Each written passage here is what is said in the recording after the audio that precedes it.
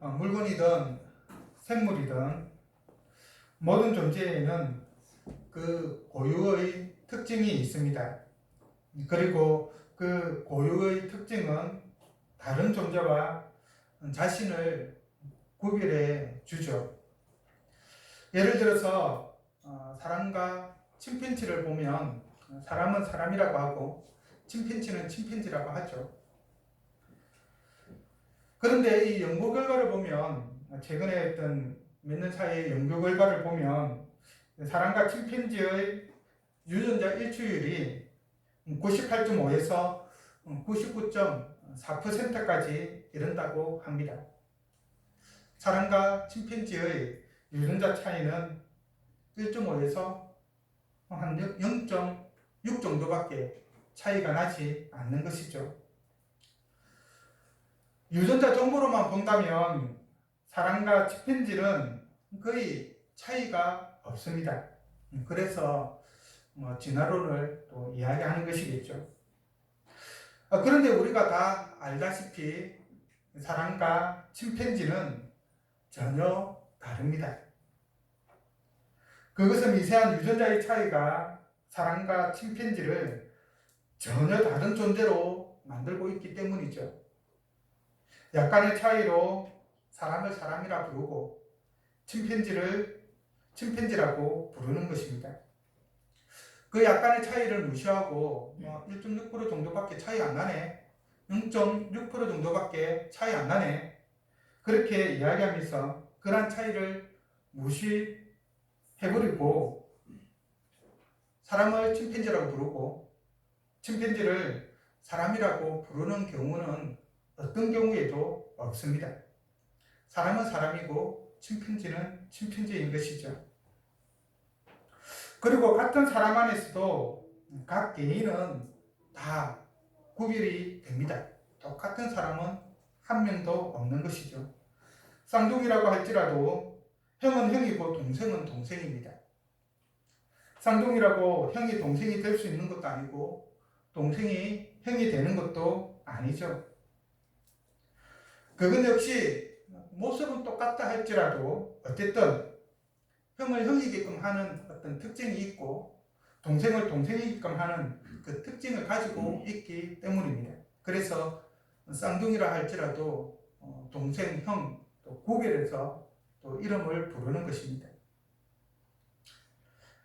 바로 그런 특징들이 나를 나이게끔 만드는 것이죠.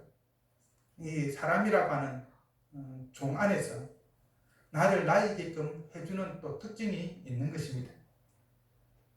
그런 점에서 성도도 성도이게끔 하는 특징이 있습니다. 오늘 본문을 통해서 성도를 성도이게끔 만드는 특징이 무엇인지 함께 살펴보고 은혜를 나누고자 합니다. 사도 요한은 2장을 시작하면서 자신이 이 편지를 쓴 목적, 즉 요한 1서를 쓴 목적 중 하나를 언급합니다. 요한 1서 안에는 사도 요한이 왜 이 편지를 쓰게 되었는지 여러 군데에서 그 목적을 이야기하는데 2장 1절이 그 중에 하나입니다. 2절 앞부분을 한번 보시기 바랍니다. 나의 자녀들아, 내가 이것을 너희에게 쓰면 너희로 죄를 범하지 않게 하려 함이라. 이 편지를 쓴 목적이 바로 나타나죠. 바로 이 편지를 읽는 사람으로 하여금 죄를 범하지 않게 하기 위해서 이 편지를 쓴 것입니다. 여기서 사도 요한은 나의 자녀들아 라고 하는 표현을 사용을 하고 있는데요. 이 표현은 두 가지 의미가 내포되어 있습니다. 하나는 영적인 의미에서 사도 요한이 복음을 전함으로 예수 그리스도를 믿게 한 자들을 두고 나의 자녀들이다 라고 하는 표현을 사용하고 있다는 것이죠. 영적으로 새롭게 태어났다는 점에서 사도 요한의 복음의 말씀을 듣고 새롭게 태어난 자들이라고 하는 측면에서 본다면 사도 요한은 영적으로 그들의 아버지가 될 수가 있고 그들은 영적으로 자녀라고 할 수 있을 것입니다. 이것은 사도 바울도 특별히 디모데를 두고 내 아들이다라고 하는 표현을 사용한 것과 비슷하다 할 것입니다. 사도 요한은 사도로서 그들의 영적인 아버지가 되어서 그들을 자녀처럼 말씀으로 양육을 하였던 것이죠. 그런 점에서 사도 요한은 나의 자녀들이다라고 그렇게 말하고 있는 것입니다. 그리고 다른 하나는 이 표현 자체가 친근한 표현이라고 하는 것이죠. 이 편지를 쓸 당시 사도 요한은 나이가 지긋한 노인이었습니다. 90세 이상으로 보는 분들도 있는데요. 상당한 나이가 있는 그러한 위치에 있었던 것이죠. 그래서 성도들을 자녀들을 대하듯이 어떤 교회에 있는 믿는 자들을 두고 친근한 표현으로 나의 자녀들아 라고 그렇게 부른 것입니다.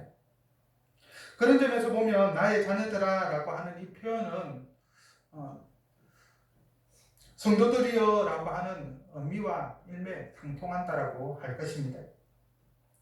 사도 요한은 성도들에게, 즉 이 편지를 받아보는 사람들에게 너희로 죄를 범하지 않게 하기 위해서 이 편지를 썼다라고 말하고 있습니다. 그래서 성도의 첫 번째 특징은 죄를 범하지 않는 것입니다. 여기서 죄를 범하지 않는다라고 하는 것은 죄를 전혀 짓지 않는다라고 하는 의미는 아닙니다. 이 세상에서 살아가면서 그 어떤 성인군자라 할지라도 죄를 안 짓는 사람은 없죠. 성경에 보면 특히 로마서 1장 28절에서 30절의 말씀을 보면 여러 가지 죄의 목록을 기록하고 있는데 그 중에 한 3개 정도만 이야기하면 수군수군하는 것, 비방하는 것, 자랑하는 것, 그리고 하나씩 더 보탠다면 우매한 것, 이것도 분명한 죄라고 특별히 아주 강한 표현을 사용하고 있는데 사형에 해당하는 죄라고 분명하게 언급을 하고 있습니다. 우리 가운데 수군수군하는 것 가지고 누군가를 비방하는 것 가지고 자랑하는 것 가지고 좀 어리석은 것 가지고 사형을 받을 것이라고 생각하는 사람이 누가 있겠습니까? 아무도 없는 것이죠. 그리고 실제로 이것들을 죄라고 생각하지도 않습니다. 그러나 성경은 이것들 역시 사형에 해당하는 죄라고 분명하게 말하고 있습니다. 사람을 죽여야만 살인에 해당하는, 사형에 해당하는 죄에 해당하는 것이 아니라 수군수군하는 것, 비방하는 것, 자랑하는 것, 우매한 것 역시 사형에 해당하는 죄인 것이죠. 그래서 사도 요한이 말하는 죄를 짓지 않는다라고 하는 이 말의 의미는 전혀 죄를 짓지 않는다, 전혀 죄를 짓지 않아야 한다, 또 그것을 목표로 내가 지금 이 편지를 쓰고 있다, 그런 의미는 아니라는 것이죠. 이 말의 의미는 방향성 또는 경향성을 말하는 것입니다.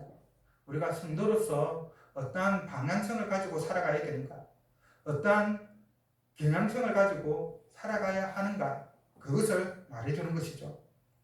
쉽게 말해서 죄를 짓지 않기 위해서 노력하고 죄를 지으면 지은 죄에 대해 마음 아파하고 습관적으로 죄를 짓지 않는 그러한 삶을 살아가야 된다라고 말하고 있는 것입니다.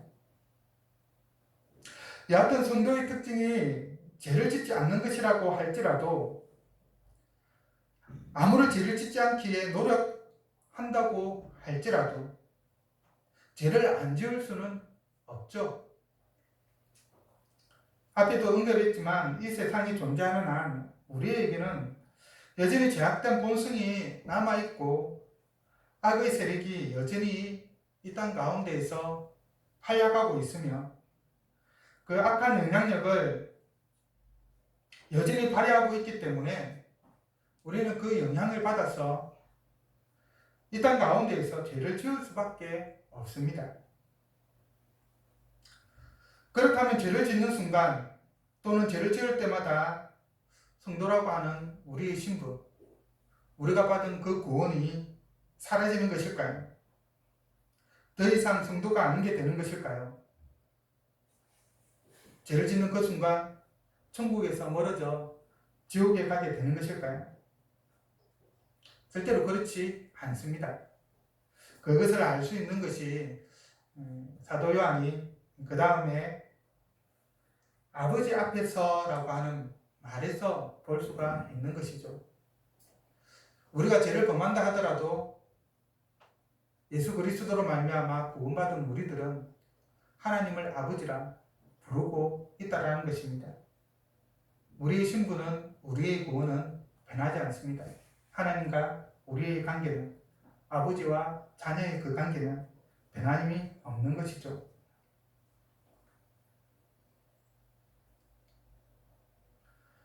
그리고 사도 요한은 성도로 하여금 죄를 범하지 않게 하기 위해 이 편지를 썼지만은 성도가 죄를 지을 수밖에 없다는 사실을 분명하게 인식하고 있다는 것을 알 수가 있습니다. 그래서 1절 하반절에 만일 누가 죄를 범하여도 라고 계속해서 말하고 있는 것이죠. 만약 죄를 범하지 않는다라고 하면, 성도는 죄를 범하지 않는다고 한다면 누가 죄를 범하여도 라고 하는 이런 표현을 사용하지 않겠죠. 성도이지만 죄를 지을 수 있다라고 분명하게 말하고 있는 것입니다. 그러면 성도가 죄를 지을 때 앞에 저도 말했지만 우리에게 있는 그 구원의 소망이 사라지는가 전혀 그렇지 않다라는 것이죠. 그 이유는 바로 우리에게 어려우신 대언자 예수 그리스도가 계시기 때문입니다. 1절 하반절을 보십시오. 만일 누가 죄를 범하여도 아버지 앞에서 우리에게 대언자가 있으니 곧 어려우신 예수 그리스도시라. 사도 요한은 1장 5절에서 하나님을 빛이시라라고 표현을 하죠. 그리고 그 하나님에게는, 빛이신 하나님에게는 어둠이 전혀 없으시다라고 말합니다. 이 말은 죄를 범하면 하나님 앞에 설 수 없다는 말이고 하나님과 사귐을 가질 수 없다는 의미입니다. 그런데 죄를 범해도 하나님 앞에 설 수 있고 하나님과 계속해서 사귐을 가질 수 있는 방법이 있는 것이죠. 하나님이 아버지로서 계속해서 유지될 수 있는, 우리가 하나님의 자녀로서 아버지이신 하나님과 계속해서 관계를 맺을 수 있는 방법이 있습니다. 거기서 바로 예수 그리스도를 의지하는 것입니다. 아담의 불순종 이래로 사람은 죄를 지을 수밖에 없는 존재가 되었죠. 본성이 죄로 물들어 있기 때문에 생각하고 말하고 행동하는 모든 것이 악합니다. 무슨 생각만 해도 악하고, 무슨 말만 해도 악하고, 무슨 행동만 해도 악합니다. 선이라고는 우리 안에서 하나도 찾아볼 수가 없습니다.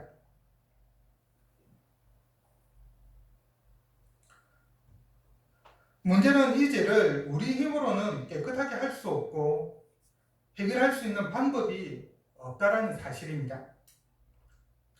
손에 먼지나 이물질이 있으면 그냥은 제거되지 않죠. 비누칠을 해서 물로 씻어내어야 깨끗해집니다. 그냥은 절대로 깨끗해지지 않습니다. 오히려 손에 묻은 먼지나 또 이물질이 다른 곳에 옮겨가는 현상이 생길 뿐이죠. 사람이 스스로의 힘으로 죄를 해결하려고 하면 이와 마찬가지로 계속해서 제자리만 만들 뿐이고, 또 다른 의미에서 다른 곳으로 더 그 죄가 번질 뿐입니다. 예를 들어 혹시 그런 경험을 해보시는지 모르겠는데요. 왼손에 테이프가 붙어가지고, 손에 테이프가 붙어가지고 그것을 손으로 탁 떼려고 하는데 손에 떼니까 손가락에 그 테이프가 붙어 있는 경우를 경험해 보시는지요? 그래서 다시 붙어 있는 그것을 떼려고 하면 또 왼손에 붙고, 오른손을 떼면 또 오른손으로 붙어 있고, 아무리 하려고 해도 이제 오른손 왼손 왔다 갔다 하는 그런 경험을 해본 적이 있는지 모르겠습니다.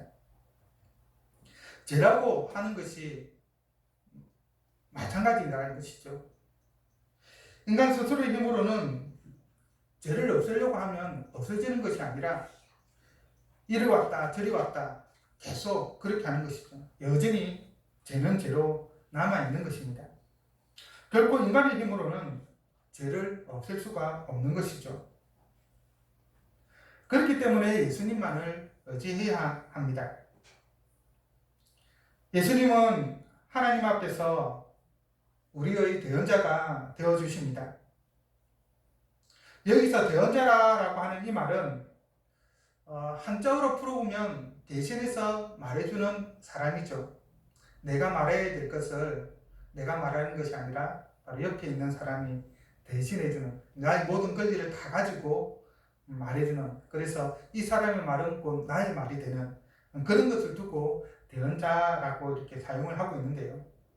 근데 이 단어는 헬라어로는 파라클레이토스라고 하여서 법정에서 죄를 지은 사람을 대신해서 말해주는 사람, 곧 변호사를 두고 하는 표현입니다. 요한복음에서는 이 단어를 보혜사라고 번역을 하였죠. 보통 죄를 지어 법정에 서면 그 자기를 변호하기 위해서 변호사를 고용하죠. 변호사를 고용할 형편이 되지 못하면 국선 변호사가 선임됩니다. 국가에서 모든 비용을 부담하여서 변론권을 주어지는 것이죠. 이와 마찬가지로 우리도 죄를 지으면 하나님 앞에서 자신을 변호해야 되는데, 문제는 우리가 하나님 앞에서 변호할 형편이 되지 못한다는 것이죠. 그때 바로 예수님이 국선 변호인처럼 우리의 변호사가 되어서 하나님 앞에서 우리를 대신해서 우리를 변호해 주시는 것입니다. 그것을 두고 여기서 대언자라고 하는 표현을 사용하고 있는 것입니다.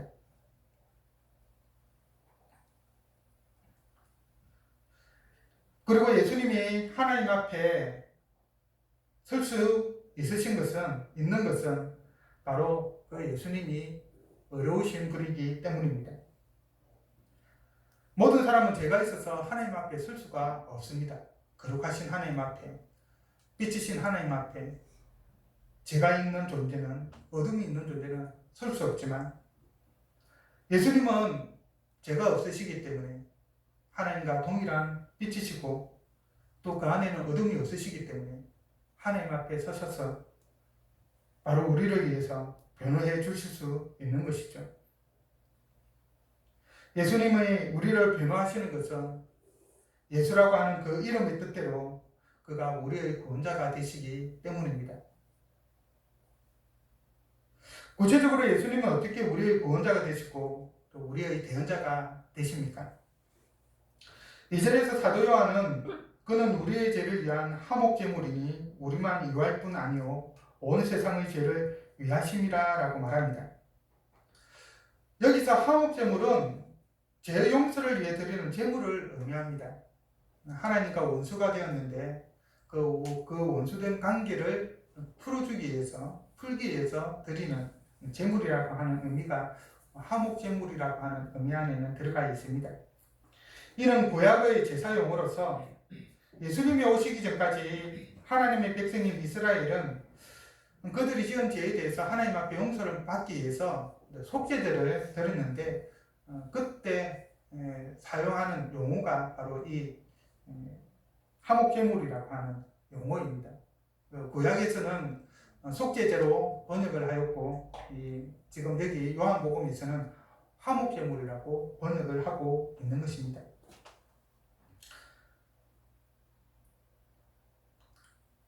희생제물에 자신의 죄를 전가시키고 하나님 앞에 번제로 드림으로써 죄를 용서함 받은 것이죠. 그 죄 때문에 내가 죽어야 되는데 대신 제물로 드리는 그 제물이 자신의 죄를 대신해서 죽게 되는 것입니다. 그리고 또 대제사장은 1년에 한 번 지성소에 들어가 백성들의 죄를 위해서 제사를 드렸습니다. 불식간에 지은 죄로 인하여서 백성들이 속죄제를 드리지 못하고 여전히 그 안에 죄가 남아 있는 것을 사하기 위하여 대속죄일에 대제사장이 지성소에서 피를 뿌렸던 것이죠. 그리고 그것을 통하여서 백성들의 죄를 사해 주었습니다.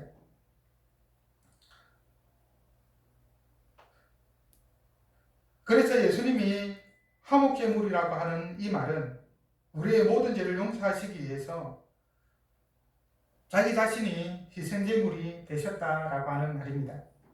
예수님은 십자가에서 죽으심으로 우리의 모든 죄를 담당하셨고 모든 죄를 용서해 주셨습니다. 마치 제물에 나의 죄를 전가시켜서 내가 죽어야 되는데 제물이 대신 죽는 것과 마찬가지로 죄 때문에 내가 죽어야 되는데 예수님이 우리의 모든 죄를 대신 지시고 십자가에 죽으심으로 우리의 죄를 담당하신 것이죠. 그리고 그것은 그 한 번으로 끝난 것이 아니라 계속해서 예수님은 죄를 짓는 우리를 위해서 하나님 앞에서 우리를 변호해 주십니다. 그리고 하나님은 어려우신 예수님을 보시고 우리의 죄를 용서해 주시는 것이죠. 이것이 예수 그리스도를 믿는 자에게만 주어진 특권입니다. 죄를 지어도 회개할 때에 죄 용서함을 받는 것은 성도만이 누리는 하나님의 은혜인 것이죠. 이처럼 하나님께서 예수 그리스도를 통해 우리의 죄를 용서해 주셨고 용서해 주시기 때문에 성도는 이 땅 가운데 살아가면서 죄를 범해서는 안 되는 것입니다. 죄에서 먼 선하고 거룩한 삶을 살아가야 되는 것이 성도의 첫 번째 특징인 것이죠. 그렇다면 예수 그리스도를 통해 우리의 죄가 용서함 받았고 용서함을 받고 있음을 우리는 어떻게 알 수 있을까요? 내가 회개 기도를 했는데 나의 죄가 용서함을 받았다라고 하는 그것을 어떻게 내가 알 수 있을까요? 그리고 그것을 다른 사람에게는 어떻게 증명할 수 있을까요? 그것은 그 계명을 지키는 것입니다. 여기서 그라고 하는 것은 하나님과 동시에 예수 그리스도를 말하는 것이죠.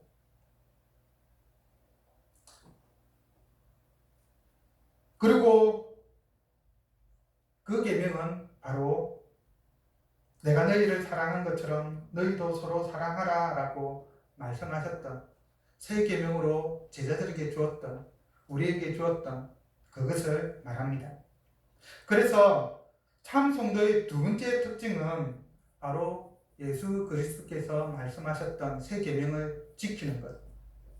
곧 예수님께서 우리를 사랑하셨던 것처럼 우리도 서로 사랑하고 또 그 사랑을 나타내는 것입니다. 예수님은 내가 너희를 사랑한 것처럼 너희도 서로 사랑하라 라고 말씀하신 후에 계속해서 이로써 모든 사람이 너희가 내 제자인 줄 알리라 라고 말씀하셨습니다. 이것을 통해서 우리가 용서함 받았다라고 하는 그것을 증명할 수가 있는 것이죠. 더불어서 계명을 지킨다라고 하는 것은 하나님을 알고 예수 그리스도를 아는 것입니다. 3절을 보십시오. 우리가 그의 계명을 지키면 이로써 우리가 그를 아는 줄로 알 것이요. 그리고 계속해서 말하죠. 그는 진리를 말하는 자이고 진리이신 예수 그리스도가 마음속에 있는 자입니다. 4절에서는 부정적으로 사도 요한은 하나님을 안다고 하면서 예수 그리스도를 안다고 하면서 즉 그를 믿고 그에 의해서 구원받았다라고 하면서 그의 계명을 지키지 않는다라고 한다면 그는 거짓말하는 자이고 진리가 그 속에 없는 자다라고 말하고 있습니다. 거짓말하는 자는 지난주에도 말씀드린 것처럼 마귀의 가장 큰 특징이죠. 진리가 그 안에 없다라고 하는 것은 진리 대신 예수 그리스도가 그 안에 없다라는 것입니다. 예수 그리스도가 그 안에 있기 때문에 예수님의 그 계명을 지키지 않는 것이죠. 더불어 계명을 지키는 자는 하나님의 사랑이 참으로 그 안에서 온전하게 된 자입니다. 우리는 하나님의 사랑을 받은 자로서 하나님의 사랑을 실천해야 하죠. 하나님의 사랑은 예수 그리스도의 십자가를 통하여서 우리에게 주어졌습니다. 그리고 계명은 모든 계명은 이 사랑이라고 하는 것으로 다 수렴이 되죠.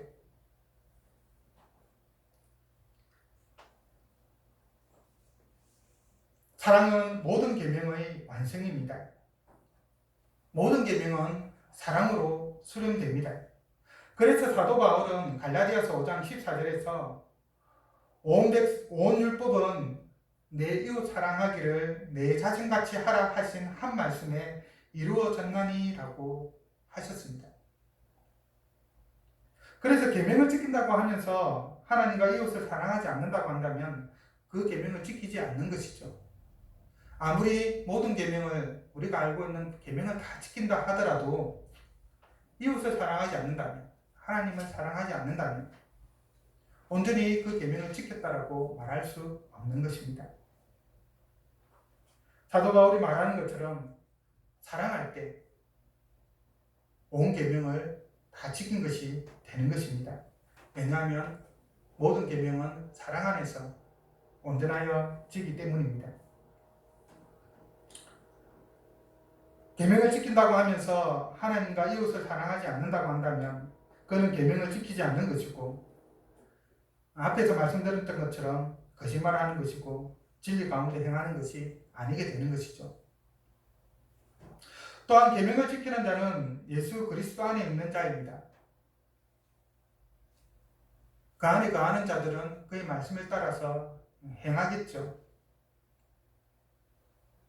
사도 바울은 내 안에 사는 것은 예수 그리스도시니 나의 죽음도 유익합니다 라고 고백하였습니다. 그의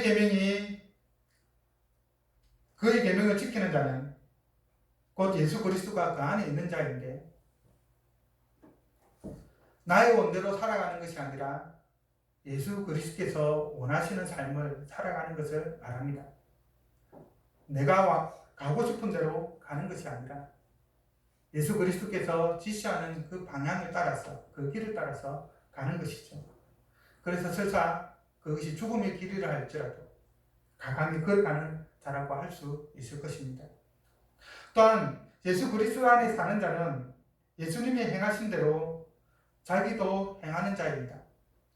계명을 지키는 자는 예수 그리스도 안에 있는 자이고 예수 그리스도 안에 있는 자는 예수 그리스도 안에 사는 자로서 예수님이 행하신 대로 행하는 자입니다. 예수님이 행하신 것은 무엇입니까? 사랑이죠. 그래서 앞에서 말한 것처럼 사랑을 실천하며 살아가는 것입니다. 거기서 또 말하면 예수님을 닮아가는 삶인 것이죠. 예수님을 모시고 있기 때문에 예수님을 닮아서 그분이 걸어가셨던 그 길을 걸어가는 것입니다. 계명을 지킨 자는 결국은 예수님을 닮는 모습을 보여야 하는 것이죠. 바로 그것이 참 성도의 두 번째 특징인 것입니다. 말씀을 맺겠습니다. 사이비 기독교, 사이비 교회, 사이비 성도를 분별할 수 있는 기준은 무엇일까요? 무엇이 사이비이고 무엇이 참일까요? 너무나도 참 같은 가짜가 많이 있고 가짜 같은 참도 많은 이런 세상에 어떻게 가짜인지 진짜인지 구별할 수 있을까요? 그 기준은 무엇일까요? 오늘 본문에서 사도 바울은 참 성도의 특징을 크게 두 가지로 가르쳐 주었습니다. 하나는 죄를 짓지 않는 것이고 다른 하나는 동일한 의미라고 생각이 되어집니다만 하나님의 계명과 말씀을 지키는 것입니다. 바로 이 두 가지가 사이비 기독교, 사이비 교회, 사이비 성도와 참 기독교, 참 교회, 참 성도를 분별하는 기준이 됩니다. 죄를 짓지 않기 위해서 노력하고 있는가? 계명을 지키려고 노력하는가의 그 여부를 살펴본다고 한다면 충분히 사이비와 참을 분별할 수 있을 것입니다. 교회가 우리 기독교라고 불리우는 많은 어떤 단체들이 또 성도들이 정말로 하나님 안에서 계명을 지키면서 죄를 짓지 않기에 발버둥치고 있는가를 본다면 설사 그 사람이 조금 부족해 보이도 좀 우리 눈에 차지 않는다 하더라도 참 성도라고 할 수 있을 것입니다. 그런 점에서 우리 성도들은 무엇이 참인지 무엇이 거짓인지 이 두 가지를 통하여서 분별할 수 있기를 바랍니다. 그리고 더 나아가서 이렇게 분별하기에 앞서 먼저 나 자신이 참 성도로서 죄를 짓지 않기 위해서 얼마나 애쓰고 있는지, 하나님의 계명과 말씀을 지키기 위해서 얼마나 노력하고 있는지를 돌아보기를 바랍니다. 그리고 성도로서 부끄럽지 않은 우리 모두가 되기를 간절히 바랍니다.